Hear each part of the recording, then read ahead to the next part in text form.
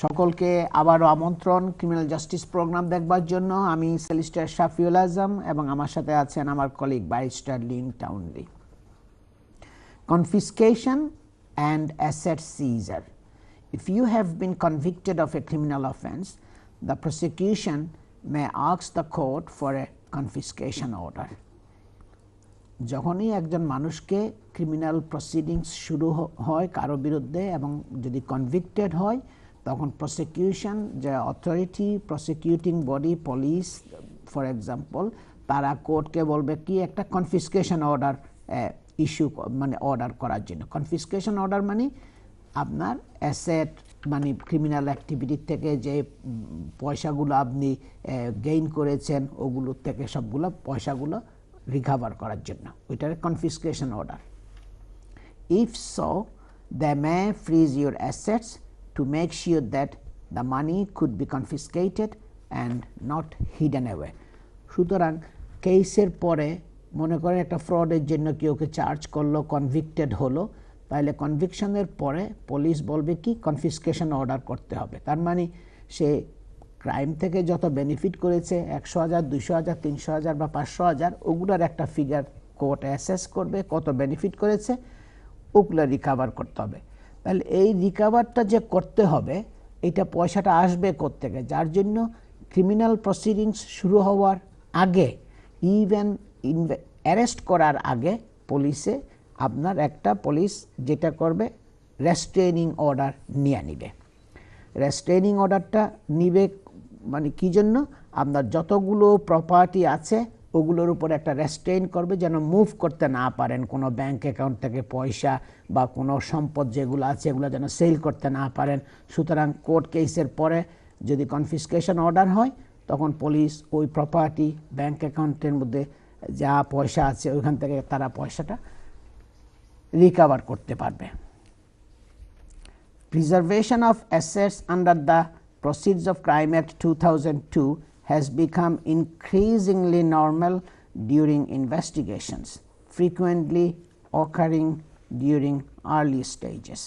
যে preservation of assets, যে আপনার যে প্রপার্টি আছে, ব্যাংকের মধ্যে যে টাকা আছে, এগুলো প্রিজার্ভ করে রাখাটা পুলিশ এখন কিন্তু খুব ইনক্রিজিংলি এই অ্যাপ্লিকেশনগুলো করতেছে, রেস্ট্রেনিং অর্ডারগুলো নিচ্ছে ক্রিমিনাল প্রসিডিংসের শুরুর থেকেই।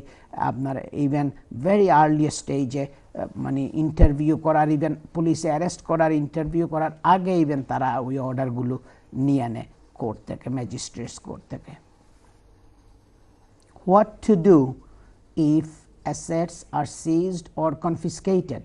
যদি আপনার অ্যাসেট যদি সিজ করেছে, আপনার কনফিসকেট করার জন্য কনফিসকেশন আপনার করবে সবগুলো, তাহলে কি করবেন আপনি?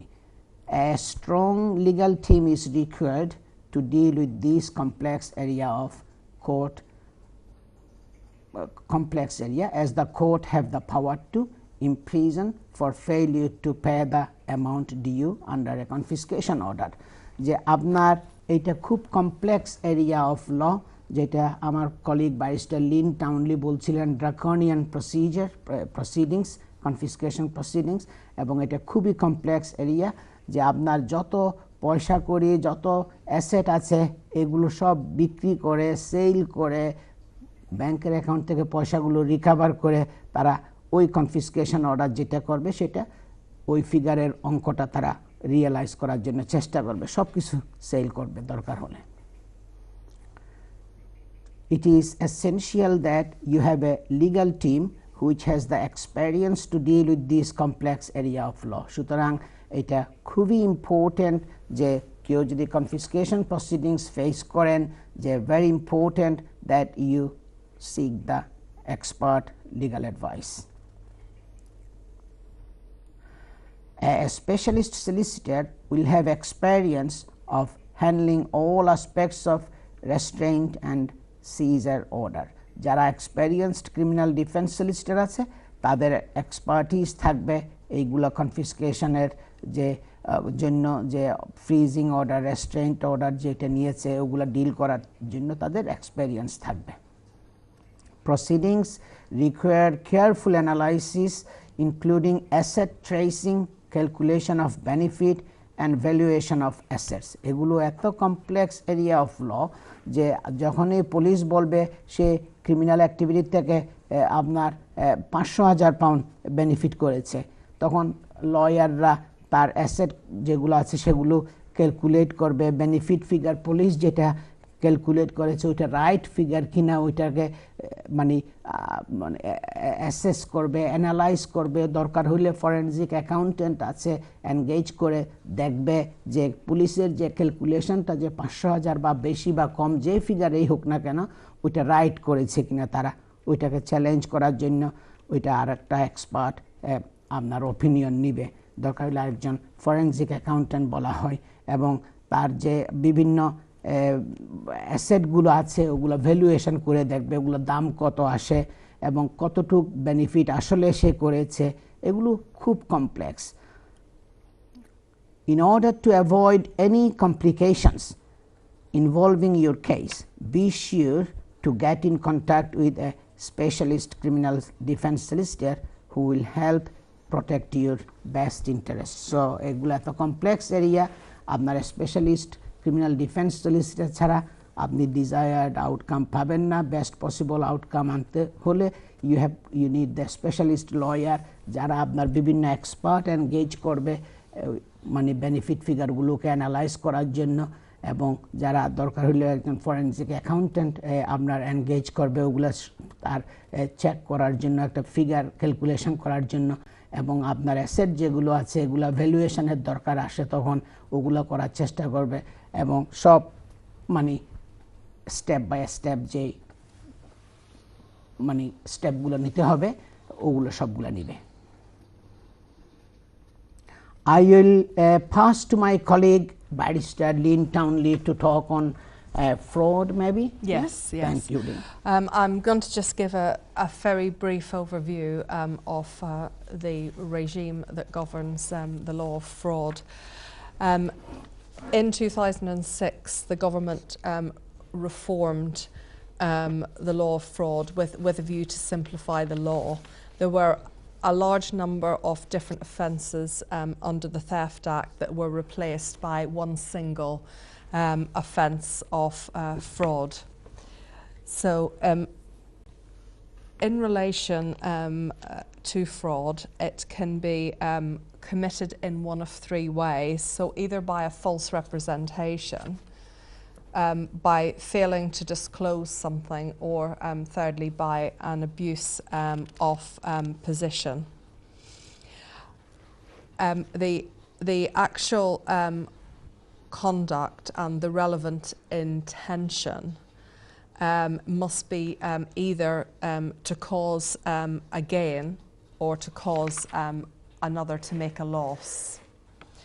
And there must be an element of dishonesty that's involved, and the way that dishonesty is assessed, in law it directs that the finder of fact first considers the individual's actual state of knowledge, and once that's been ascertained from the facts of the case, then the fact finder then has to go on to ascertain whether that particular conduct was honest or dishonest within the understanding and the standards of ordinary decent people. So that's essentially the legal test and definition.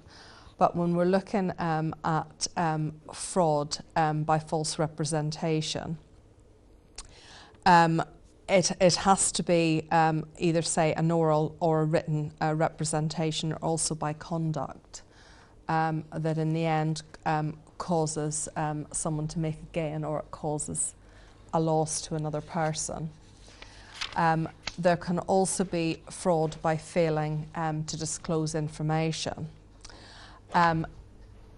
If the police are going to proceed under this section, what actually they must be able to look at first if they're going to get home in getting a conviction eventually in court is there has to be established that the person who's failed to disclose the information has got a legal duty to disclose the information first of all. So it's a two-step stage, and that's why specialist legal advice is essential. Then the third way is fraud by abuse of a position. So when you're looking at someone's position, again, generally that position has to be a legitimate position within a legitimate company, for example. And the person, one of the ways in which it can be committed, an example, is if they work within a legitimate company and abuse their position within that company to commit fraud. There's also a further offence, a wrap-up offence, as it were, which covers businesses or operations that are carried out not legitimately. They're not legitimate. They've just been established purely for a fraudulent purpose. And in order to commit that offence under the Fraud Act, for example, if it can be proved that someone wants to defraud creditors or any person by any other fraudulent purpose with this particular business and carrying on the business, then someone involved within that business then can be guilty of a general offence of fraud by carrying out the business for a fraudulent purpose. So that is a very useful cover-all offence that can be used. All you have to show there is that the business itself was overall a fraudulent business or operation, and then the offence has been committed, if that can be shown. And then it will cover the various transactions, but it only requires actually one charge to be on the indictment, and all the actions of the business and what has happened and the unlawful actions can then be explained under that single charge without having, say, for example, to look at various different misrepresentations. But it can only be proceeded with if the actual business itself can be shown to be fraudulent. So it's quite serious, the setting up the business with the fraudulent intention. I think the key role holders within the company can also be prosecuted on top of the directors. Well, we're looking here, if we're looking at the business itself, or the person essentially who is carrying on the business is going to be prosecuted. There are different corporate type offences under the Companies Act, but this tends to cover offences, for example, for sole traders. So people who are running a business, as it were, but the business is one and the same as they are.